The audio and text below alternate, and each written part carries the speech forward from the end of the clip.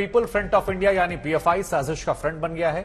जहां जहां नफरत हिंसा का जहर बोया जा रहा, वहां वहां तक पीएफआई के तार जा रहे हैं। कर्नाटक से लेकर केरल तक, दिल्ली से बिहार तक पीएफआई के जाल फैले हैं।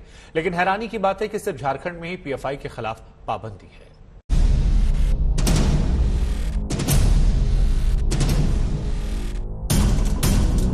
जहां भी हिंसा है, जहां भी साजिश है, वहां घेरे में एक नाम है, पीएफआई। केरल में कर्नाटक तक, दिल्ली से बिहार तक पीएफआई साजिश का फ्रंट बन गया है।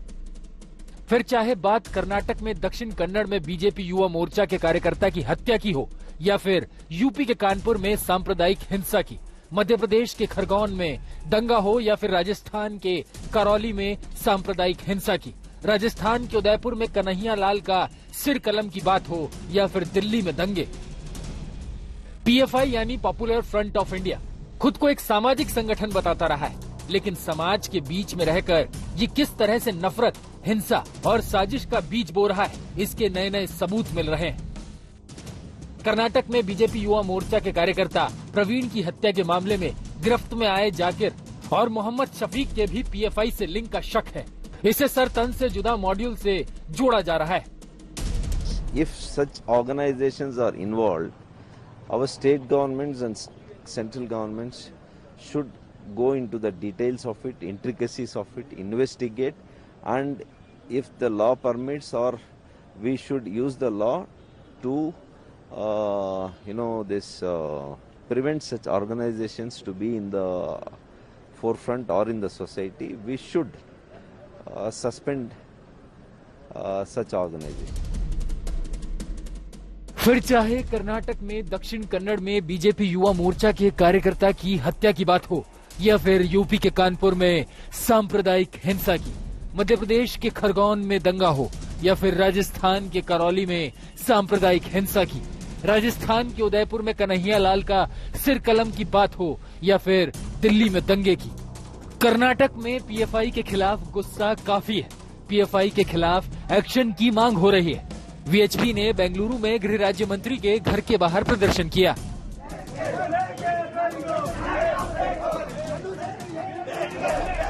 सर तन से जुदा मॉड्यूल राजस्थान के उदयपुर में भी देखा, जहां नुपुर शर्मा के समर्थन में पोस्ट पर दर्जी कन्हैया लाल की बेरहमी से हत्या कर दी गई। इस मामले में भी पीएफआई के हाथ होने का शक हुआ।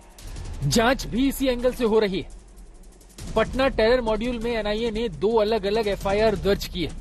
पहली एफआईआर में पीएफआई के मिशन 2047 का जिक्र है। पटना के फुलवारी शरीफ से इस बारे में काफी दस्तावेज जब्त किए गए थे। दूसरी एफआईआर में गजवाए हिंद मॉड्यूल की साजिशों का जिक्र है। मुख्य आरोपी मरगूब अहमद दानिश के तार भी पीएफआई से जुड़े मिले हैं।